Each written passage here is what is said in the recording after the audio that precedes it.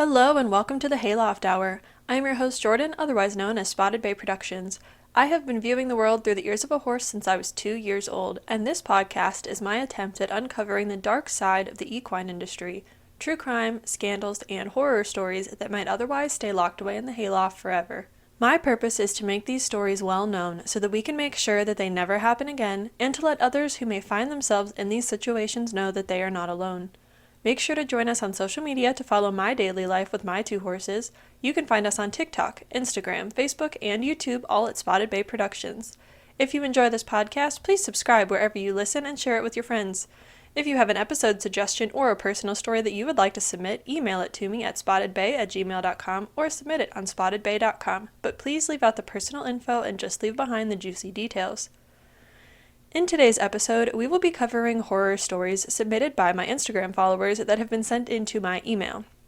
I haven't read any of these yet, so we will get to experience them together. There may be uncomfortable topics in these stories, so please proceed with caution and feel free to skip ahead or exit the episode if a topic arises about which you're not comfortable listening, and we will catch you in the next episode. I also just want to say I'm sorry if my voice sounds a little bit crackly or weak. I have some sort of plague. I don't know if it's the plague yet, but so my voice is what it is for right now, and I apologize for that. But we're going to get going into our first story. All right, this first story, the subject line of the email just says, "Buckle up." I started jumping after 3 years of saddle seat and transferred to a new barn. After 2 years of jumping, I followed the barn owner to a new facility. Turns out she ditched her sick spouse overnight and took everything. I rode with her for 8 months before going back and don't regret it to this day. She has too many horses and not enough stalls, and she used to tie the horses up in the arena facing the wall, and then after I left, some of her students started targeting me on social media. That's it, just a few sentences. But I think they did a good job of summing up a lot of people, or what a lot of people have experienced. I've been to a lot of boarding or lesson barns that have way too many horses and I think don't have time to properly train or spend time with all the horses they have, so they resort to things like tying them up in the arena all day with their head up until they're tired, or lunging the snot out of them, or things like that. So I have seen that even in big show barns. I've seen people do that, and I'm just like, is that, like, horses are designed to be running around outside, like, hanging out, not being tied to the wall for 8 hours a day. That's ridiculous. I remember being in one barn where in the morning, really, really early, the trainer would ride all the horses, like, super duper early, and then while the trainer was riding, the grooms would be cleaning the stalls. And I don't know why they did this, but the horses never got any turnout, mind you. They got ridden once a day and that was it. And the grooms, like, would clean the stall, and then when they were done cleaning the stall, they would put the horses hay and grain in for, like, their evening feeding. And then so the horse didn't eat the grain for their evening feeding, they tied them up to the wall, like in the back corner, all day. I'm just like, what? Can you imagine being tied up in a corner for like 6 hours, 8 hours, like, what's the purpose of that? Why would you treat your animal like that? How hard is it to just, I mean, if you want to do all the feedings, fine, but just put the bucket outside the stall and put a cover on it. Like, that doesn't make any sense to me. And then I'm like, so the horse gets no hay and no water, I guess, all day. That doesn't make any sense to me, but hopefully this person found a better barn situation. All right, next story. The subject line of this one is horse camp drama. My sister and I used to be in 4-H. Our county has a horse camp consisting of 4 or 5 clubs, and everyone who does horse in 4-H has a chance to go, as well as a couple other people from different counties. There were 4 leaders there, one who is incredibly rude and has a bad reputation in the horse world. Then there are people that are there to teach us. One is for Western, who's a very well-known judge where I live, and one is for English, but I don't remember their name. My sister was using a Tom Thumb bit. I'm not saying I like Tom Thumb bits, I'm just saying that's what my sister was using. The Tom Thumb bits are legal in the 4-H according to the rules, and in the rules they don't state that the bit is not allowed, so it's fine to use. I think they follow the same rules for AQHA. The way the horse camp works is that you bring your horse on Sunday.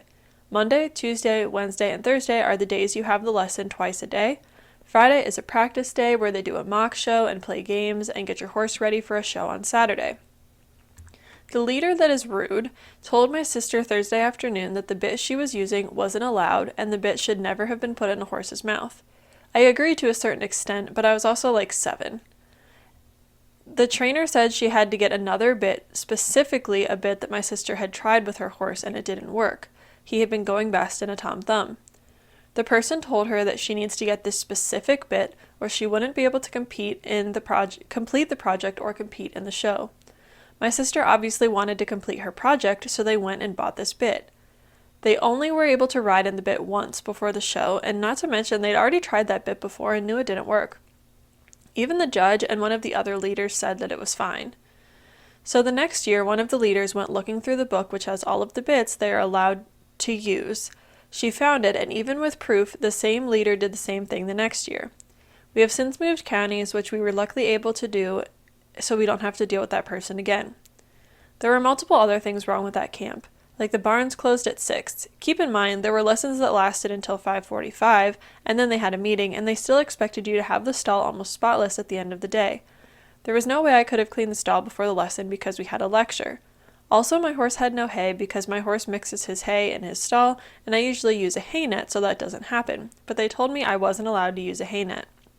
One year, someone also stole a couple of hay bales, and I'm very prepared when it comes to that stuff, and I had the exact amount of hay I needed for that week, but someone stole it, and by the time I realized it, I had to call my mom to get more hay, and we lived 40 minutes away. This was about an hour or hour and a half before the barns closed for the night. Basically, my horse was stuck with no hay for the night, and they wouldn't let me go in to give my horse any hay. Yikes. So I never did 4-H. And if you're not familiar, 4-H is like a youth organization or a collection of youth organizations that are kind of agricultural related usually. So you can show all different kinds of animals. I'm pretty sure they have like cooking and sewing and like that kind of stuff. It's just different youth organizations that are kind of generally associated to agriculture or skills like that. So anyway, I never did 4-H as a kid. I didn't really show a whole lot when I was really young because I didn't have a horse of my own and I was just kind of like a weekly lesson kid. But I've heard a lot of people who did 4-H with horses have really poor experiences. And I'm not saying that 4-H is a bad thing to get involved in. I think it's a great thing. And I've known people who have gotten really, really cool opportunities from being involved in 4-H and really liked it. But I think just horse camps in general, I mean, I've never heard of a positive experience at horse camp. Like, there's always just something. I mean, I went to horse camp when I was a kid, and it was really expensive. It was like a week long, and it was at a YMCA camp, and I was just like stoked. I was so excited to go, and I like begged for it. And I think I basically, like, my family pooled money for my birthday to, like, send me to this camp. And I had a great time, and, like, I'm super grateful that my family did that for me and sent me. But in retrospect, I'm like, the horses were so poorly cared for, and they were, like, the last priority. Like, those horses were worth their weight in gold for what they put up with. I remember there was one horse. I had been riding for quite a while at that point. I was in, like, middle school, but I wasn't the kind of kid that was gonna, like, tell an adult that they were doing something wrong or, like, confront an adult when they see them doing something wrong to a horse. Like, I just wasn't that kind of kid. And so I remember there was this horse who, I want to say he had Cushing's, and so he was on this, like, really strict diet, and he must have had some other health problems too, but I remember he had Cushing's because it was, like, the middle of the summer, and he had a full winter coat. And I remember asking, like, oh, how come he's not, like, clipped? Because he's just sweating profusely. Like, he's obviously hot, and they're using him in lessons all day. And they're like, oh, well, we tried, but it broke the clippers. This poor horse is, like, just standing there, drenched in sweat, because he has all this hair. Get somebody to come out with some sheep shears or something. Believe me, I have a horse that's super woolly, too, and I clip him so that he's not sweating. But anyway, this horse, because he was on this strict diet, and all the horses were, like, I'm not going to say they were emaciated. It wasn't to that degree. They just weren't well cared for. And they didn't have a lot of hay or whatever. The camp counselors would get us all lined up in the barn with our horses, and then we would all lead our horses out to the little arena that was next to the barn, and you follow this little dirt path, and it was obviously flanked by grass on both sides. And I don't remember if I was leading the horse or somebody else was, but I remember being right there. And so as soon as we get out to where the grass is, this horse, who's super food restricted, puts his head down to try to eat grass. Like, obviously, he's a horse. That's what they do. They see grass and they want to eat it. And, of course, the young kid who was leading the horse couldn't get his head up. And the camp counselor who was with the kid couldn't get his head up. And this other camp counselor comes over and tries, mind you, using the bit, tries to yank on his mouth to get his head up. And when he wouldn't pick his head up, she kicked him in the mouth hard. She's like, oh, well, that's the only way you can get a horse to listen to you. And I was just like, you just kicked a horse in the mouth in front of 30 young kids. And obviously I was too young to think, oh, I should do something about this, because I was just like horrified. But also, you're kind of in a point where, kind of like this person was with your 4-H leader, like, if you're a kid, at what point can you really do anything? Because if they're your superior, if you try to say anything to them or argue with them, even if you're right, you're probably going to get in trouble. So is it really worth it? So anyway, I'm glad that that person was able to move to another county and that their horse is okay. And like this person said, they're not saying that a Tom Thumb bit is like the best choice in general, but if that's what someone's horse is going in and they're a child and you're about to put them, well, first of all, you're already in a new situation because you're at this horse camp, but then you're going to have this like show basically, and you want to change someone's bit out the day before, that's just irresponsible in general. Even if you don't like Tom Thumb bits, if the horse is being safe and the kid is riding fine, just make the recommendation and let them deal with that at home or with their trainer or whatever. That's not something that you change last minute. And I've seen where people change bits last minute at shows because of bit rules, and it's just a nightmare. I remember there was a show that I was at, and it was a pleasure show. And so in the Western pleasure classes, you have to, if your horse is older than usually 5, they have to go in like a shanked curb bit. And these people showed up, and they were, I think, the type of people who probably just bought a horse because they had some land and they didn't have a lot of formal training, and you could tell, but they wanted to try showing, which is great, and I'm glad that they were able to get out and experience it. But they were about to go in the arena for a Western pleasure class or horsemanship or something, and the judge said, you can't use those bits in here, you'll be disqualified. Like, obviously you can go in the arena and ride if you want, but you'll get DQ'd because you have to follow the bit rules. And so I remember this woman that I knew saw this happening, and she was like, well, I have extra bits and bridles in my trailer. Do you want a legal bridle setup? And of course, these poor people who probably just bought the first bridle they saw at Tractor Supply or something, they were just doing the best with what they had, you know? And so when someone's in your face like, oh, do you want this bit or that bit? You don't have any idea. And so they just, I guess, just picked one and went in the arena, and their horses were just like out of control, and it was incredibly dangerous, and it was just a bad situation. And I don't know that the horses would have been any better in the bits that the people came with, but it's just like, why, when you're already in a not necessarily stressful situation, but a new situation, would you want to make all these changes? Just a bad idea. I've got a lot of stories of stuff that I've seen at horse shows that was wild. But let's move on to the next story. So this just says Horse World story. This has several stories, so we'll just go from the top. In June of 2020, my grandfather passed, and my grandmother had to take over the barn we owned. It's a decent size operation, 23 stalls and a small outdoor arena, and then an even smaller indoor arena, some pastures, and a tack room. He passed unexpectedly, and luckily my trainers at the time, we'll call them Deborah and Ron, were able to step up and help with the management portion of things so my grandmother could get a job and try to make some money, since my grandfather had been the primary source of income. The barn didn't make much of a profit due to bad management and bad boarders. Deborah and Ron had been running it pretty well, and so we didn't have to sell as early as we thought we would. However, Deborah and Ron owned a separate business that they had to run, and it involved them not being able to spend as much time at the barn, and then they ended up just leaving, and they lied to a lot of people, and it turns out they were actually wanted for breaking multiple federal laws which involved their other business. So then it started going downhill again. New boarders came in, and the woman, we'll call Kayla, ended up being my new trainer for a while and helped maintain the barn. Her and her husband did a lot of stable hand type work, like mucking stalls, feeding horses, turning out, etc. It was going smoothly for a while until June of 2021. My grandmother ended up selling the facility and didn't tell Kayla for a decent amount of time until she ended up finding out due to the fact that we live in a small town and people talk.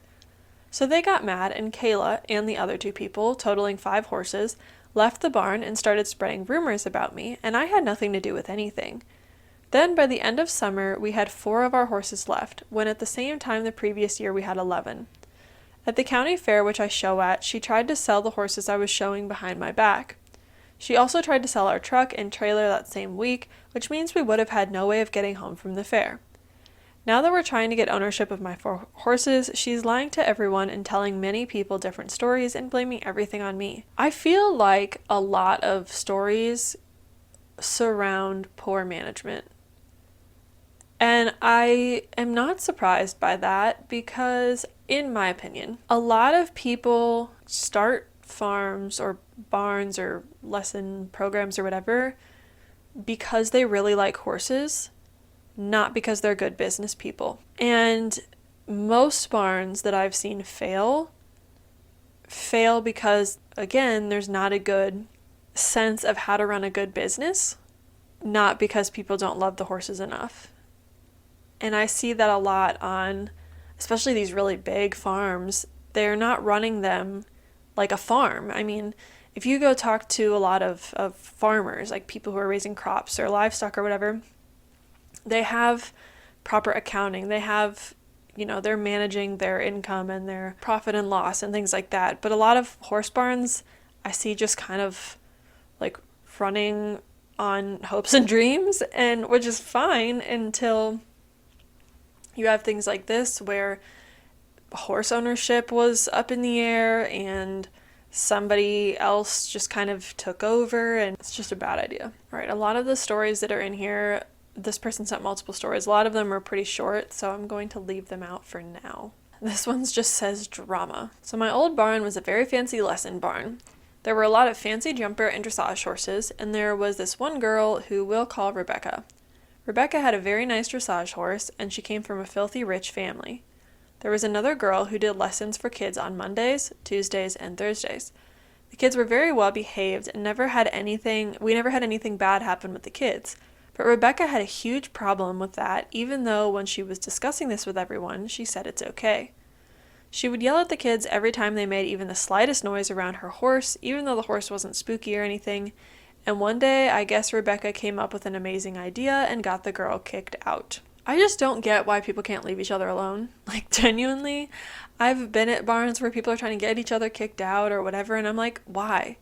Just show up and ride your horse or do whatever you're gonna do and leave everybody alone.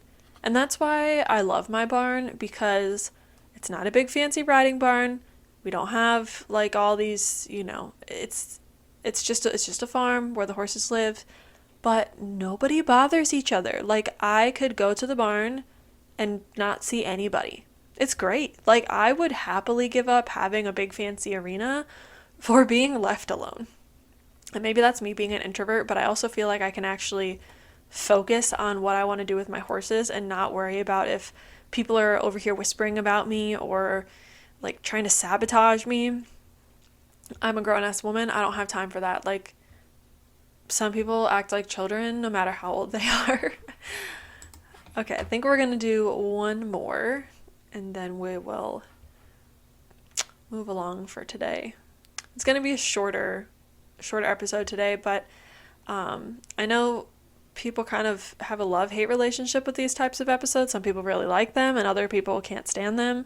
But for me, it's a nice break because I'm just reading emails basically. I don't have to go and research a whole story, so it gives me a little bit of break, and especially since I'm not feeling well, this is kind of a nice break for me. And if people aren't really a big fan of these, then that's totally fine, and I'll see you next time.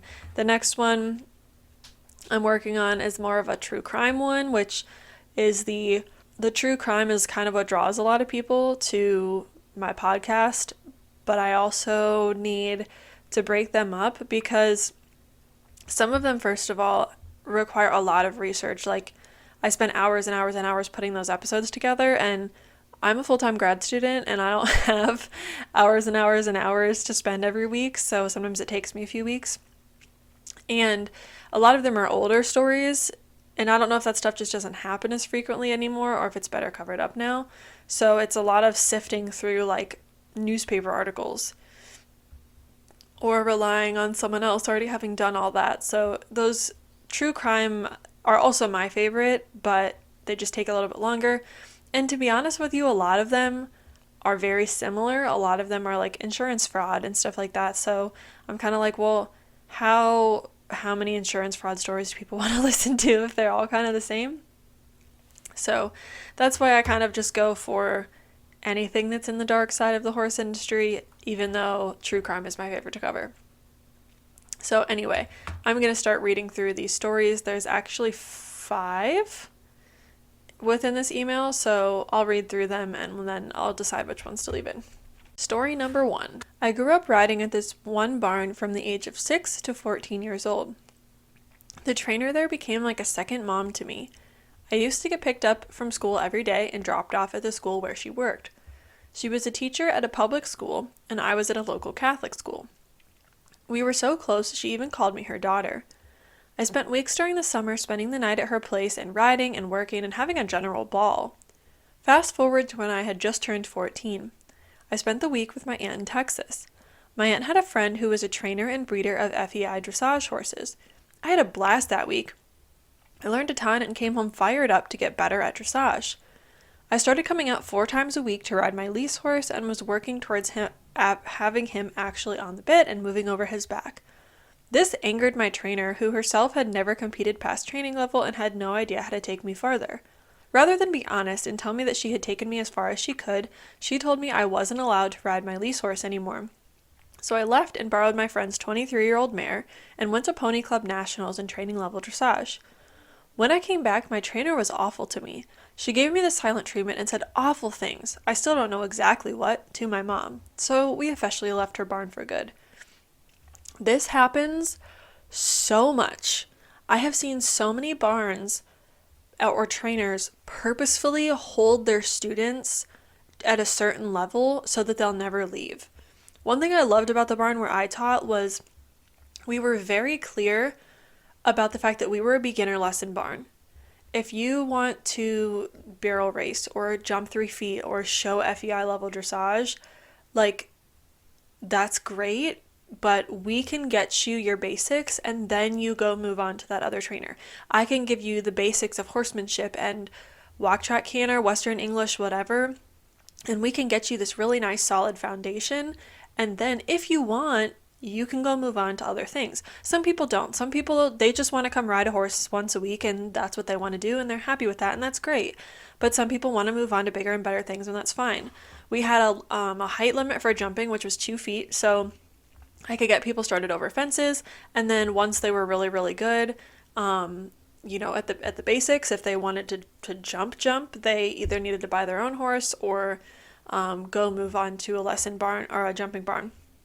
And I really liked that because it was sad when students moved on to a different trainer or whatever, but it was also exciting because I was able to give them that foundation and then hand them off, and I would get really good feedback from people who got my students who, I had done all this foundation work and they could just get this, clean slate ready to go person that they were going to teach to do whatever it is that they wanted to do.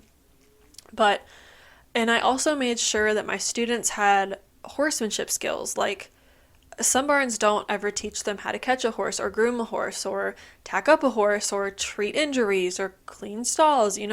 I tried to make sure that, depending on the student, obviously everybody's different, that they got that knowledge. Because if you go move on to a higher level barn where they're going to say, okay, well, there's your horse out there, go catch it, bring it in, tack it up, groom it, all by yourself and then meet me in the arena, and you don't know how to do that, they're going to be like, well, why not? And I got a lot of flack on TikTok when I talked about that, how you don't get to just show up to lessons with me to a tacked up horse and go ride.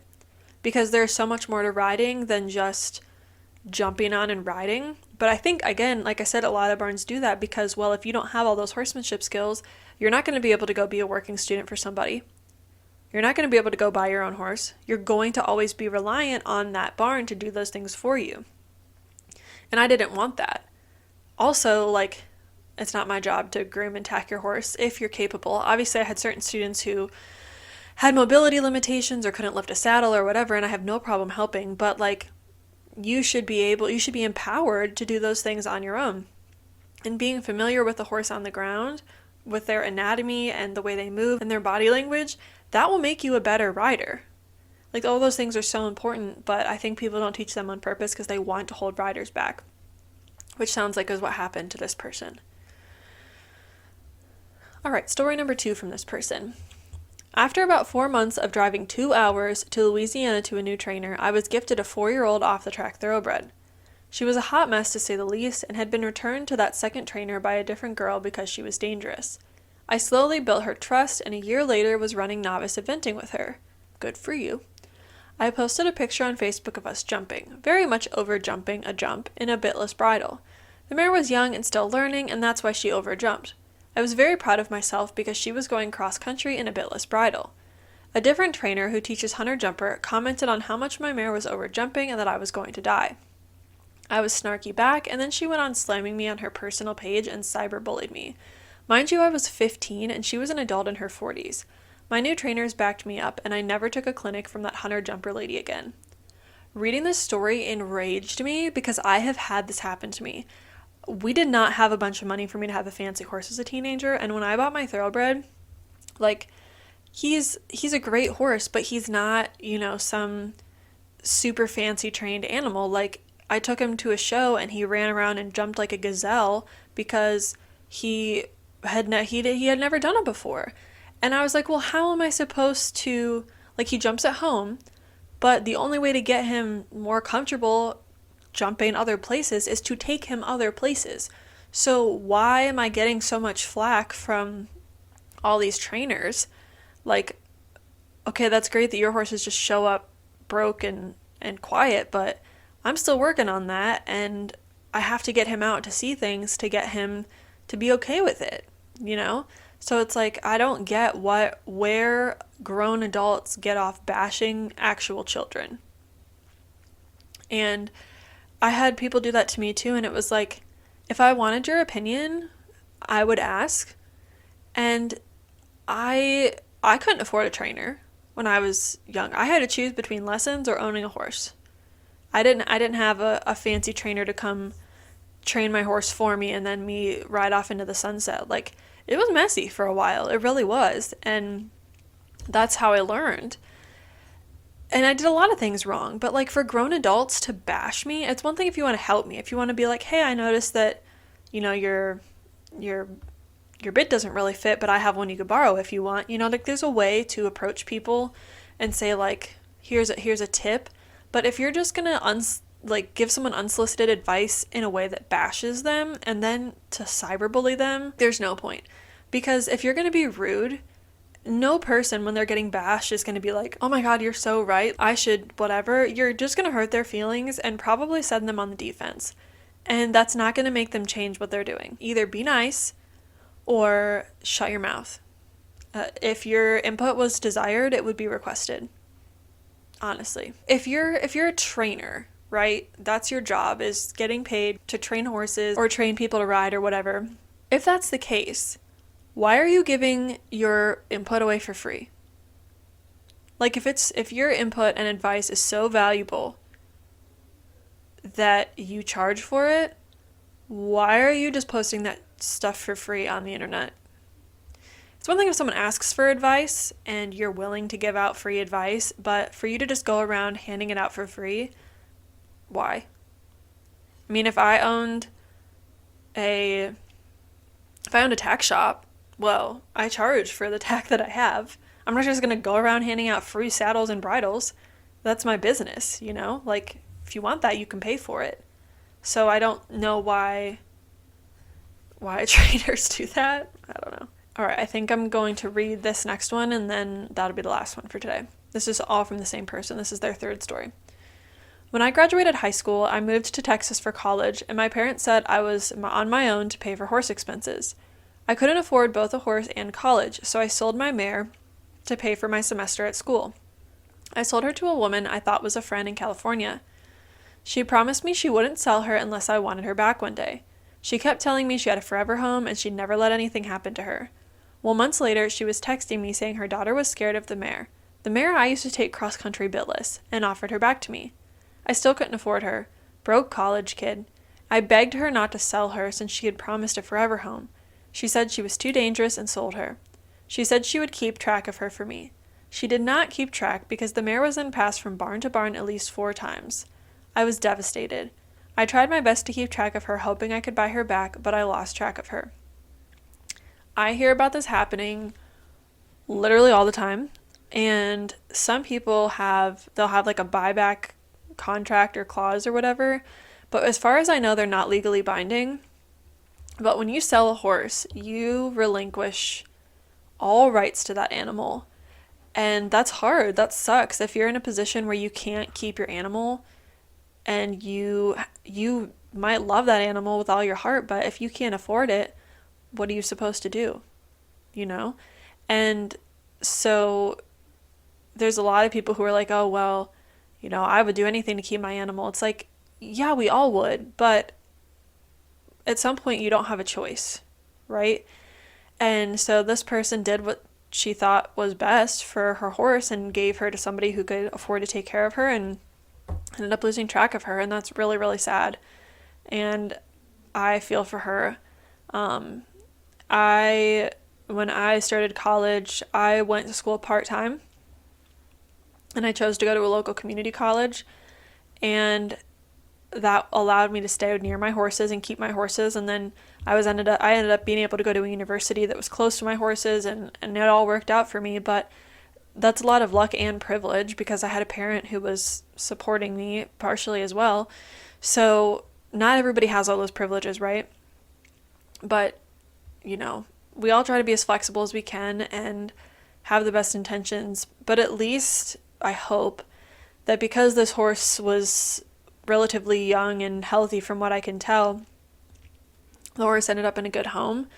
But I see a lot of people who have older horses and they've got a horse who's in their 20s and not really rideable, and they're like, well, I can't ride him anymore, so I'm going to sell them. And then they act all horrified when the horse ends up in an auction pen. And it's like, well, what did you think was going to happen? Did you think someone else? If you're not willing to take care of a horse that can't do anything for you, a horse that you love and have an attachment to and have ridden, why would you expect somebody else to do that when that person owes that horse nothing, you know? And I mean, I've always said both of my horses could go lame tomorrow or be crippled tomorrow and be unrideable. And I can't afford another horse. 2 is my max. 2's too many, but 2 is my max. And if they were both unrideable tomorrow, I would never put my wants and needs for riding above them being taken care of. If I had to not ride for the rest of their lives, I would find a way, right? I would find somebody who needed horses worked, or I have friends with horses or whatever that I could ride. But I had to come to this point where I was selfless enough to say, I am never going to put my horse in a situation where their safety's not guaranteed. And if they got to a point where some of these horses are that I see on Facebook or whatever, where people are like, oh, well, they've got really bad arthritis and they've got this and that and they're on all these maintenance meds, but I just need to rehome them to someone who can just, you know, keep them for the rest of their life. And it's like, who has the money for that? Like, who has the money to just take in this horse with all these needs who can't be ridden and just hang on to it till it dies? Like, wouldn't you be better off, like, euthanizing them on a good day and making sure that they never end up in a bad situation? And I've gone off on a tangent. This isn't related anymore to the story. Like, this person was doing what they thought was best for their horse. But my point stands about, like, if you've got this old horse that you just think you're going to rehome and they're going to be fine, you have no rights anymore to that horse. You don't have a buyback. Nobody has the obligation to tell you where the horse is or what they do with it. And both people that I've bought my horses from, I'm friends with on Facebook, and like, so they can see, what's going on with the horses that I bought from them, but I don't owe them that, right? Like, I own the horses, so if I wanted to send them both to an auction tomorrow, I could. I never would. They're with me for the rest of their lives, but it's just hard when you want to do the best by your animal and then other people screw you over too, so it's kind of a lose-lose situation. But anyway, that's where we're going to end it for today. If you have a story to submit, please email it to me at SpottedBay@gmail.com or submit it on SpottedBay.com in my contact form, but please leave out all the personal info and just leave behind the juicy details. Make sure to subscribe if you like this podcast, or follow depending on where you listen, and share it with your friends. Also, make sure to come hang out with us on social media. You can find us at SpottedBayProductions on Instagram, TikTok, Facebook, and YouTube, all at the same name, and I will catch you guys next week. Thanks for listening.